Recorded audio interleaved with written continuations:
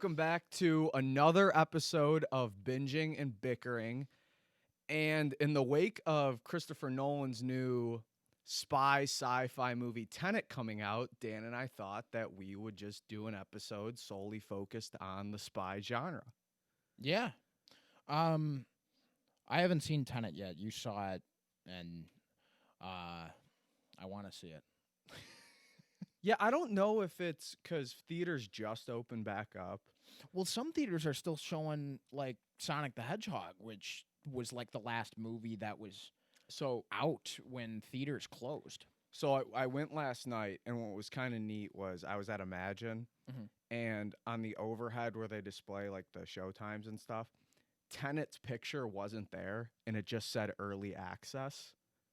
So maybe they're not showing it. I don't know. It was kind of weird because online I looked it up, and the show times were there. I Yeah. didn't have to dig, but in the movie theater itself, it wasn't showing. So maybe they're just trying to limit as much seating as possible.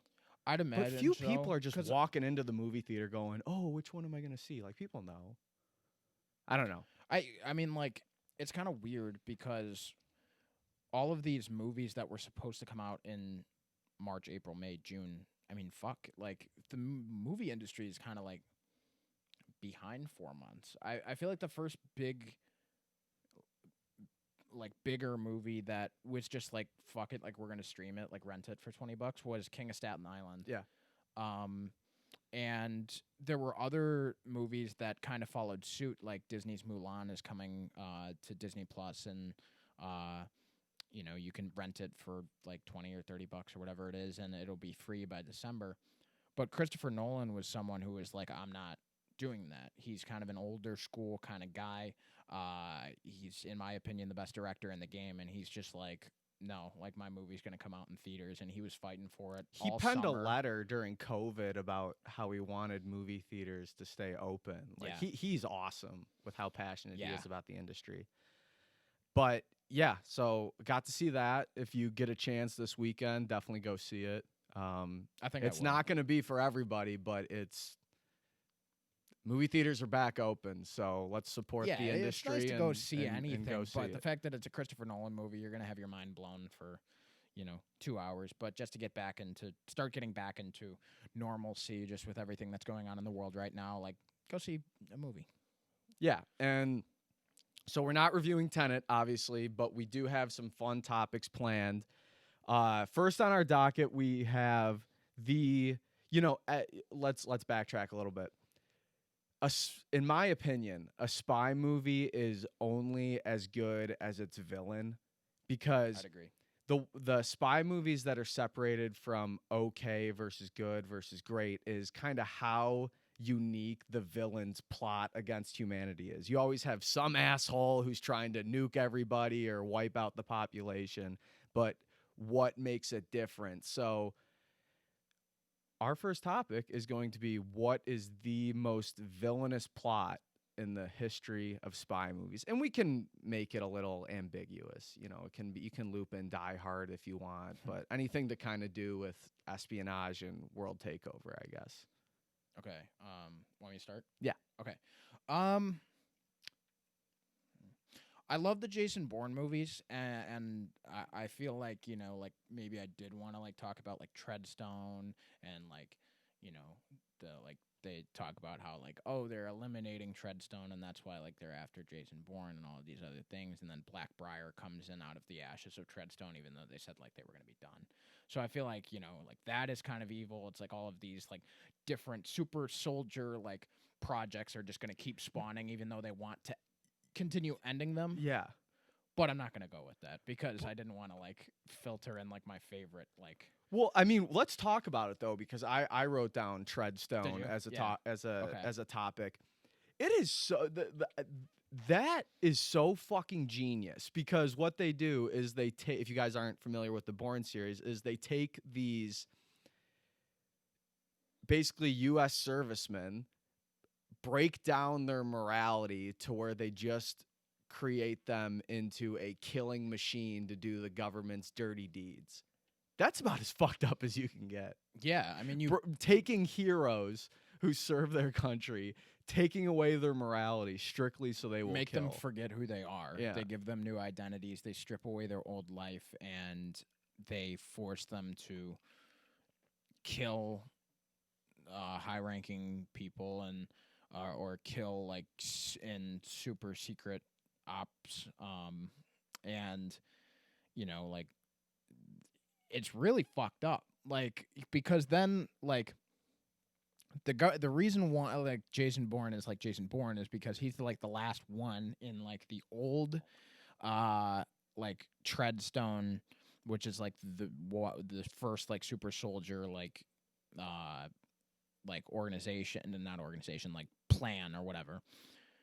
They wipe out everybody, and then Jason Bourne like starts to kind of like gain a conscience again, and then they have to like go after him so he doesn't like expose or whatever. And then there's all these other things. There are 5 Bourne movies now, so just go watch Counting them. the Renner one. Yeah. So, but then like they make Blackbriar to stop. Like they make it to stop like the old Treadstone, even though like Jason Bourne is like proof that like Treadstone can kind of like be redeemable in a sort of way, but it's still like the idea of it is like fucked up, that like they wanted to end it, but then they continue to do it.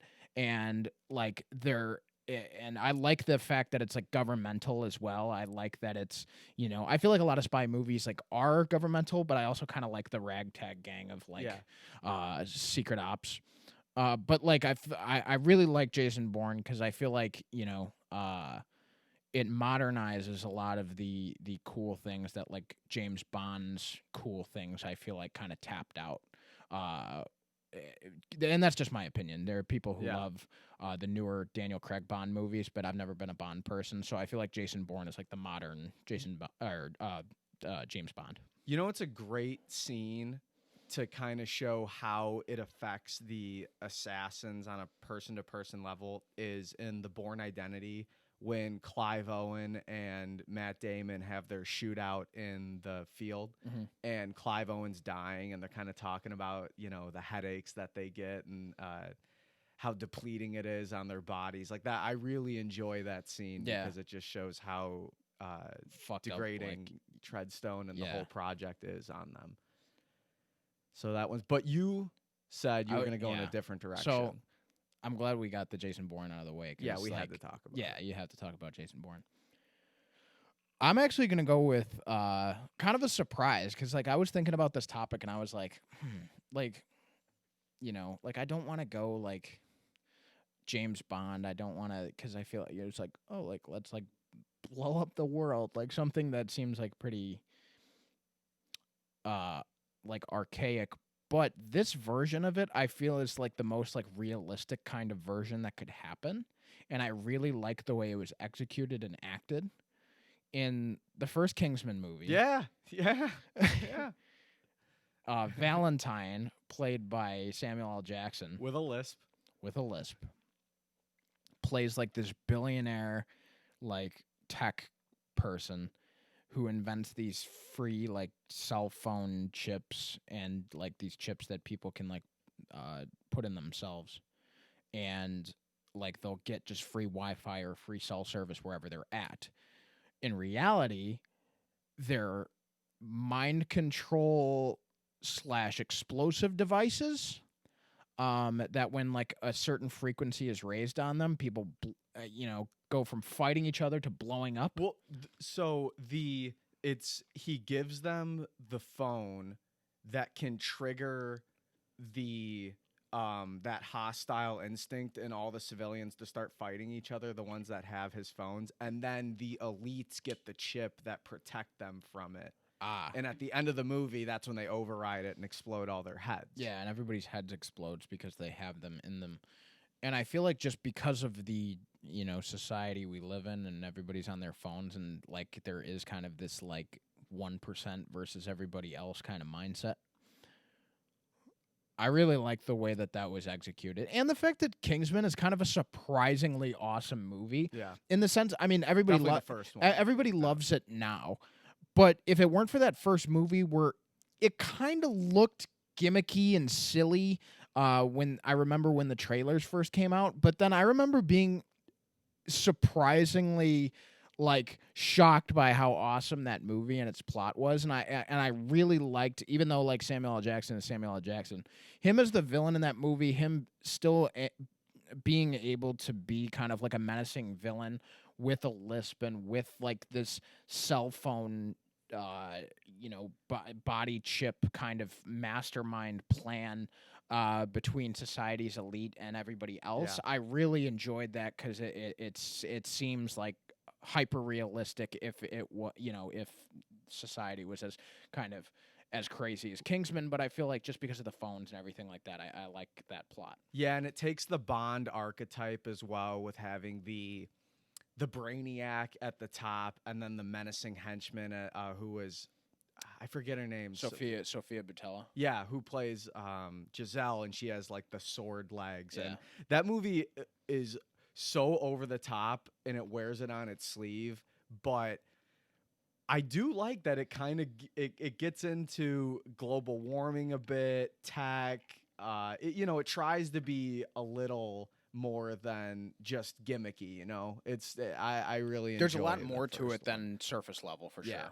Yeah, Matthew Vaughn did a great job. I was going to talk about that as well. What's some other good ones? You're not a Bond guy, but Javier Bardem, he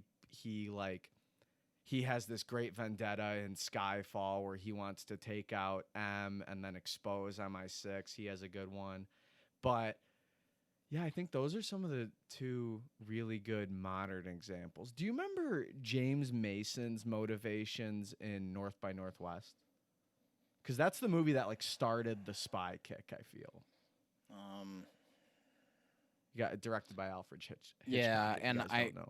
see. I love North by Northwest, but I remember like just for me, just the cornfield scene, and then the kind of the set pieces of that movie are the ones that stick out. I kind of because I feel like the villain of the plot is almost forgotten in these set pieces. The Mount Rushmore scene, Yeah. and the cornfield scene, and Cary Grant just like stealing the show, and Eva St. Marie as well, is just stunning in it. But the train at the end, where the train goes into the tunnel, and it's like supposed to be Cary Grant's dick. That doesn't have anything to do with villainous plots against humanity. No, just villainous plots against Eva Marie Saints. I'm sure we're forgetting some. Nether region. There's so much stuff within this genre. So please comment below and let us know your favorite villainous plots. Oh, we forgot to say like and subscribe as well. You should start the video with that. We're amateurs. All right, number 2. So let's let's say it's one of these end of the world situations, and you get to pick whoever you want to save the day. Who are you going with? It's definitely a toss-up. Jason Bourne would definitely be like top 2. But I think I want to go like John Wick because, I mean, there's still, I think, 2 more. They want to do 2 more John Wick movies. I don't see how this guy can be stopped. And I think one of the most impressive things about the John Wick movies is how like he's built up in like this lore. I feel the world building and we've talked about it off camera a lot. The world building in the John Wick films are probably the most impressive part of it. But the fact that he is so well known and so well feared in this crazy world full of spies and elite assassins, like, and the plot of John Wick 3 is like the entire world is after him. A bounty gets put on his head, and he survives. Like, I don't see how he can be stopped. So if I need to get like the job done, kill some sort of person who's gonna explode the planet or whatever the fuck, like, whether it's a very intricate plan or it's just I'm gonna blow up the world, like, John Wick's my guy. I gotta go Baba Yaga. I was gonna ask if he qualifies, because we could do a whole nother episode on just assassins, but there's no reason to put restrictions on it. I mean, how do you not go with John Wick? Yeah, right. Keanu Reeves. It's his birthday today, the day of recording. It'll be probably. Yeah, we're recording this a week in advance. Yeah. How old is he gonna be? 56, I think. What a I saw. bad. He does all of his I know. stunts. I know. Oh, He just the world's nicest human being. I think everybody can like agree that Keanu Reeves is like the coolest guy on the planet. Except, I think he knows that Bill and Ted 3 is about to suck it because I don't think he's doing press tours for it. There's COVID as well, but John Wick's tough not to go with. You have Tom Cruise as Ethan Hunt in the Mission Impossible franchise. He's always a safe bet to get the job done. Also doing his own stunts. That guy's almost 60. Yeah. Who would be another one? You could take any of the Bonds, Connery, Craig. They're all safe bets. Pierce Brosnan. Yeah. He's not my favorite. No, those movies are. The one with Sean Bean's pretty good. Yeah. Is that Die Another? No, I don't think that's Goldeneye. It's Goldeneye. That's Goldeneye. Yeah, it's Goldeneye. Yeah. Who did I have anyone else? Oh, I said John. How do you this might be a cop-out answer. You can answer it for me. How do you not go with Aldo Rain in the Inglourious Bastards? Does he count? He definitely counts. The Operation Kino is like an espionage mission. I would wager that Inglourious Bastards is more of a spy movie than it is a war movie anyway. Oh, it's definitely not a war movie. Yeah, it just takes place during Tarantino's World War II version. See, that's the other thing. I feel like fucking guys take down the Third Reich in a movie theater. Yeah, pretty gruesomely. It's fantastic. And they're you know what? They're willing. That's a good point. They're willing to go on a suicide mission. They'll risk their lives doing it. And, you know, you need crazy bastards who are willing to get the job done. So put the hands in the Bear Jew and what's Margheriti? Margheriti. Antonio Margheriti. Yeah. Like, even if they don't know Italian, they'll try and speak it just to get the job done. Yeah, I mean, Aldo might collect some scalps along the way, and, you know, you got to turn a blind eye and be like, ooh, I don't know if this guy's really a hero. But we're trying. They're Nazi we're saving at least world. in that case. In that case, they're Nazi scalps. So, like, no, who if it's cares? any kind of villain, Scalp a Nazi. You know, that's a PSA from the Binging and Bickering podcast. If you see a Nazi, scalp them because they're fucking Nazis. Fuck Nazis. We hate Nazis. If you like Nazis, we don't want you listening to our show. I don't think we need. Could you to imagine if we explain. have Nazis listening to our show? Well, they're not fans anymore. Yeah. But I'm going with Aldo and that big fucking knife. He might carve some swastikas in people's heads along the way. Good. Oh, that movie's fantastic. I didn't even think about it because, like, okay, I almost can't put Tarantino's movies into a genre because I feel like That's Tarantino is like a genre. So, like, it's like I'm gonna stick with a genre for as long as I can before I kill everybody on screen. yeah. So, like, I didn't even think about that, but that's a really cool answer. I like that. Yeah, I'm going with. But am I allowed to use the team? Because if it's just Aldo, then I might pivot because you went with just John Wick. Like John Wick versus the Bastards, I'd probably take John. But win John that Wick battle. wouldn't survive if it weren't for, Ian Holm and Halle Berry and her dogs and Ian Holm, not Ian Holm, it's Ian Ian McShane. McShane. Ian McShane. And Lawrence Fishburne and his pigeons. So, they're allowed. That's his team. They're allowed to have like friends, Yeah, I'm because going. there's always teams. So if you go with the Bastards, then I'm taking it. Yeah, and I feel like they can function in any time period. Yeah, They're just cutthroats. It's fantastic. So to get the dirty job done and save the world, I'm going with the Bastards. And that brings us to our third topic of the day, which we've kind of, I think, danced around it a little bit. But that is the current state of the spy genre. And is it, I guess the way to ask it is, what do you see as the future of this genre? Because you continuously see new versions. So you have like Jennifer Lawrence's forgettable Red Sparrow that comes out. Mm-hmm. And then a couple years prior, like we said, you have the Kingsman movies come out, but even then, you have Kingsman sequels that are disappointing. Right. So, what are you optimistic about the future of this of the spy movies?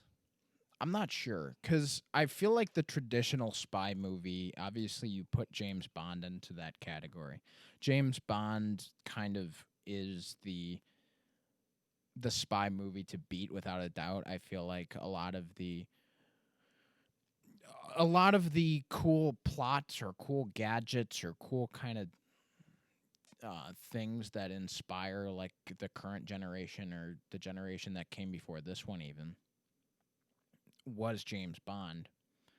And I feel like, in the age of sequels and adaptations, like you're gonna kind of keep getting these Bond callbacks.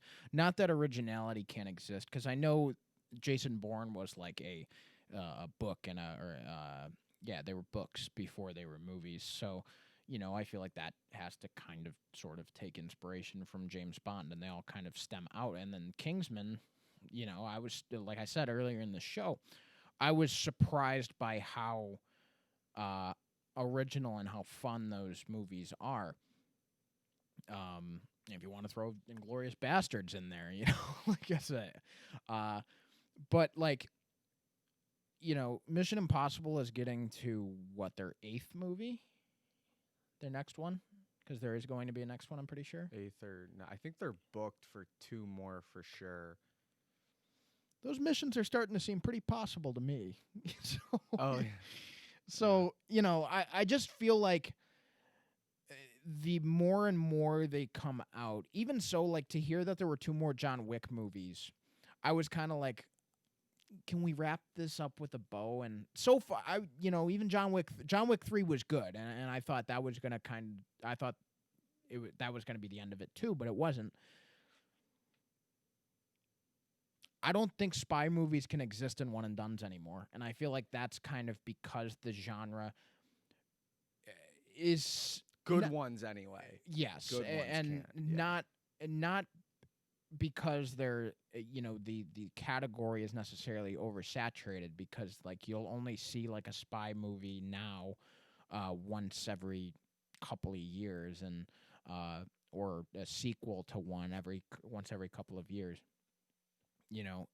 but the idea of spy movies and the influence that James Bond had on so many other creators and whatnot today, you're going to keep finding these similar sort of gadgets, plots, villains, whatnot. So I think that's what's oversaturated, is the callbacks to Bond in the spy movies, than the spy movies themselves. And I feel like, in the era of sequels and adaptations, the spy movie suffers from that as well.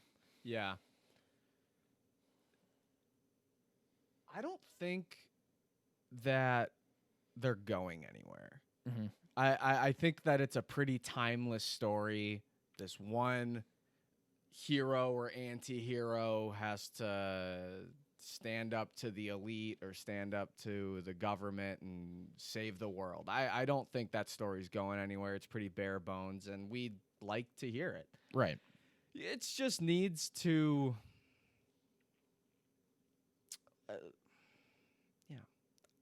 I kind of wish there was more, and this goes for everything for me. This goes for superhero movies, cop movies, just franchises in general. I wish there were more one and dones. Yeah.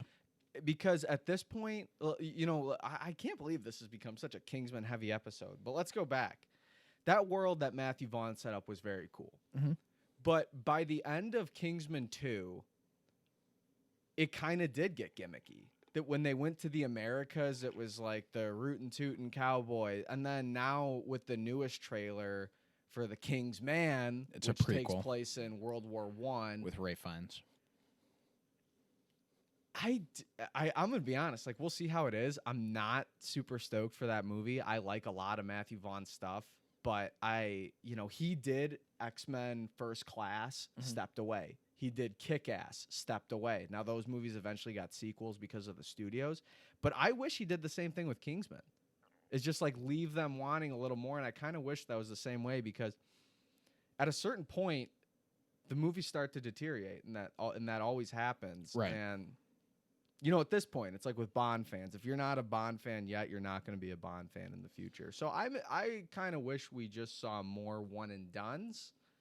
But the fact of the matter is, this genre is not going anywhere, and I will always tune in, like I said, as long as it's an original protagonist, an original antagonist. Mm-hmm. And whether it succeeds or not is dependent on like how well you can write and direct a movie. Because, because you might be, getting an audience or doing kind of the same things over. Because, okay, sorry, you had a point. Yeah, no. I was gonna add. So, Atomic Blonde came out a couple years ago. Yeah, they started talking about a sequel. Why the fuck does that movie need a sequel? Don't they kind of end with like the end of the Cold War? Don't they talk about the wall coming down? But like again, it's just. I remember them bringing up a sequel, and I was like, okay, like what? That movie was okay. I think it was okay, but was it warranted for another movie? Probably not. That's what I'm saying, that's another movie with a twist at the end. She's like a fucking triple agent, So it's like, what more are you gonna do? So, I think that's the point. Is the genre's not going anywhere, but to stay engaged, I just wish there was less of this sequel culture, and I think that just goes for the industry as a whole. But I mean, I hope John Wick is able to continue to be good for 2 more sequels, but at the same time, the original plot of this guy who used to be this incredibly elite assassin that was feared by everybody, by chance gets put back into the world he retired from because his dog got killed. That was awesome, man. The original John Wick is so good. Surprised by how good 2 was as well. 3 was good as well. But can it continue to be good for 2 more times? The fact that we have to worry about 2 more times is kind of the issue we're talking about. Yeah. I'll beat this nail on the head once more. The original Jason Bourne trilogy, fucking awesome. One of my favorite trilogies ever. And then they came back and did Legacy with Renner, and it was okay. I enjoyed it. And then they came back and did Jason Bourne, and I was like, this guy's story is over. He got his identity back, and then they had to do some stupid rehash with his dad. And again, the movie was watchable, but it's not even fucking close to the original trilogy. Like, I can watch if it's on TV, I'll flip it on, and I'm trying to burn an hour or so. But now apparently they're going to do a 6th one where Jeremy Renner and Matt Damon like come together. Yeah, it's like, and it's they like did the Treadstone spinoff. Yeah, like it's again. So I think our point's made. Yeah, I think our point's made is less is more. I think, and let us know what you guys think as well, because I tend to think that's the. How many times have you sat in the theater with somebody, and a spy type trailer comes on, and people are like, "What the hell is this?" Like I've seen every single time with you. Yeah, exactly. We used to go to the movies like once a week, so probably once a week. Again, there's some fun ones here and there. All right. We'll move on to our last topic, which let's act like we know what the fuck we're talking about. And this is just a fun exercise to do, and that is pitching your own spy movie. So what would, if you got the chance, what story would you do that you think would be original to this genre? Because that is something that is really hard to do. See, that's where it's hard, because like the first thing I thought of when I saw this question was one of, I think, and this might just become biased because Iron Man is my favorite character, but in the MCU, I feel like one of the most underrated scenes not in an underrated movie because that movie's kind of properly rated. In Iron Man 3, when like Tony has to go like infiltrate what you think is like the Mandarin's like compound, and he's just got like Christmas ornaments and like one repulsor that he's using to like infiltrate it. Like seeing an Iron Man who normally has all of this technology at his helm has to like make makeshift stuff. Like I kind of like a hero who has to like build up, or like loses what he normally has. And I really love that scene, and Robert Downey Jr. gives it life. So I'd want like Robert Downey Jr. to play my lead in my spy movie. His Sherlock movies kind of balance on spy too. Yeah. The Guy Ritchie ones. Yeah. And what I want is like, the old elite, because Robert Downey Jr. is like in his 50s, and he would be going up against his old organization and like a new elite who I'd want like Robert Pattinson to play, because he's on like, I mean, he was coming already as Cedric Diggory and the fucking vampire Edward Cullen. Well, those movies And then stink. But people, yeah. but people like only wanted to associate his career with that. This guy's indie career into now, he's going to be back in the mainstream with Tenet and with the Batman. Robert Pattinson's coming, man. He's awesome. Yeah, I'm so a big fan, I'd yeah. want to cast him as like the kind of elite, so he'd be like a bad guy. But like basically, Robert Downey Jr.'s character kind of gets like tossed out as like the old leaf, and then the organization just kind of starts to do like bad things, execute people, like start to like run society. Like it's basically like the president of the United States is like just a puppet for like this organization, so they start like dominating like everything. So then like Robert Downey Jr. has to basically like work out of his garage, or like work with like old allies to just use like the like everyday tools or whatever to take out like spies and like all of the old gear, or like new versions of old gear that Robert Pattinson's using, that Robert Downey Jr. used to use to Is like this a take sci-fi? down the kind of Okay. but moreover like it probably takes place in a future realm, so like Like Minority Report? sort of, yes. Yeah, okay. To where like it's a modernized future, but I like, because I wanted to like give this deep thought and try and like make it original, but like our last point is just like I can't even think of my own like original spy movie, because It's I'm like, hard. it's so hard. So it's kind of like, why do you keep making them? Because, but I'd want like an old school versus new school spy movie where like Robert Downey Jr. is the old school. He's our hero. Like he has to use everyday objects because he's been kicked out from this spy organization to defeat like the new school, who is now like this evil, not who you thought they were kind of organization that's taken over everything, governmental bodies, restaurants, whatever. Like Robert Downey Jr. can't go anywhere without being caught. So he has to like, work in the shadows and use whatever he has, at arm's length to defeat the evil Robert Pattinson, who's the new school spy, and the new school spy organization, whatever. Okay.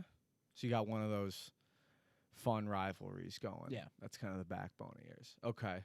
I went more of like an ensemble route with mine. Yeah. I'm gonna shift this here if I have to look down. I prepared some notes, but I didn't. I'm acting like prepare it's notes, fucking so good. That shows what So we're doing here. So the three prominent agencies in spy movies are CIA, MI6, and KGB, right? America, British, Russian. Like those are always the ones that are kind of in circulation. Or the throughout. OSS from Spy Kids. Oh, I can't believe we didn't bring up Spy Kids. So, but those three organizations, just remember that. Those are the greatest movies of Yeah. all time. Robert Rodriguez, thank you. Great friend of Quentin Tarantino. Steve Buscemi's in the two sequels, Island of Lost Dreams and Game Over. Sylvester Stallone. So in the fourth one? In the third one. Game Over? Yeah. That's the third one? Okay. Anyway, so those 3 organizations are always prominent. So I do have them in the story as a callback. So the villain of the story is this. He was a wonderkin, but now he's kind of in his 40s and 50s, middle-aged. He's like big tech, private sector, and he has a massive stranglehold on the media, and he has all these financial resources where he has like a private militia, and he has a very firm grasp on how media is circulated around the world. And so what he does is he starts clipping world leaders around the nations and spreading misinformation to create warfare and hostility between all these big national powers. And so the world is kind of on the brink of like nuclear apocalypse. And there's only a chosen few that know he's behind the scenes. And by the way, my villain is John Hamm, because he can be a poster boy in front of the camera, but behind the scenes, he could play that kind of dark, dapper character like he did in Baby Driver a little bit. Always an excellent choice for an actor. Yeah, so John Hamm is my villain. Mizzou grad. So then, yeah, that's right, Mizzou grads. MI6, CIA, and KGB all produce their superstar agents to team up and put aside their differences and work together. So my American cowboy, playboy kind of CIA agent is Pedro Pascal, who played Oberyn Martell. I told you who I am. Oh, he played Oberyn. He was in the series Narcos. He plays Mondo in The Mandalorian. So you know he can be a badass, and he kind of takes that and suave. He was in Kingsman too. He played like a young Burt Reynolds type character. Yeah, Yeah. he was good in that. He Yeah. was good in the second Kingsman. He was fun. So he plays that kind of cowboy-esque playboy role. And then the MI6 agent is a suave brute, played none other than Idris Elba, Yeah, I knew who what should be Idris James is. Bond, Yeah. and we all know why he's not. But Who cares if he's black? Yeah. This is another PSA. Fuck Nazis and make Idris Elba James Bond. So James Bond is. That's not why I picked him, though. I fucking love Idris Elba. awesome. Currently watching the show Luther. I've brought him up before talking about The Wire. He is awesome. He is my badass MI6 agent. And then my KGB is, I know he's not Russian, but he can do any role in any accent you give him. Michael Fassbender is my KGB agent, and he kind of plays this stoic, super smart and astute character. So you team up those 3, and they got to expose John Hamm for who he really is and take down his media conglomeration and save the world. I tried to, instead of doing the singular story of the one man has to take down the empire, I tried to have all the nations work together. The Man from U.N.C.L.E. kind of does that, but Never saw the original or the remake. the remake's pretty good. That's what I I've haven't heard. seen the I just original. Again, haven't. Guy Ritchie did that one. Yeah. But that is my spy story. I like the inclusion of Michael Fassbender. Where's he been? I feel like,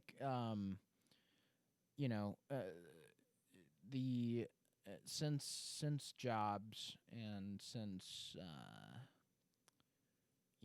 at the most recent X-Men movie, I guess. Yeah.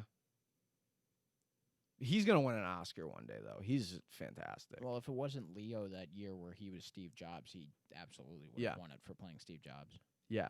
I was kind of hoping he would be like Magneto for like the future, but then like Disney's probably going to scrap all these X-Men movies. Anyway, that's my 4 core cast of those guys kind of working together. That. I haven't thought that's about a the great beginning cast. of that. I like wish that was like an actual movie because like I want to watch it. It's a good looking cast too. Yeah. Bunch of studs. Yeah. Okay, so I think that wraps our spy episode of Binging and Bickering.